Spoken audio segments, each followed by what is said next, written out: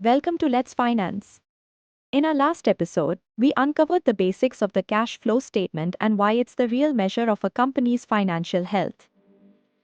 In this episode, we are going one step further, breaking down the first type of cash flows, operating. Each one tells a different part of the money story, and together they reveal whether profits are truly backed by cash. Operating cash flow is the heartbeat of a business. It shows how much cash is generated or used from everyday activities, selling products, paying suppliers, covering salaries, and handling taxes. If operating cash flow is strong, it means the company's core operations are healthy and self-sustaining. But if operating cash flow is weak, even profitable companies can struggle to survive.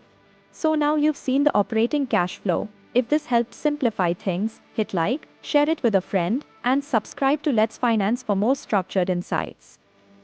And stay tuned, next episode, we'll dive into investing cash flow.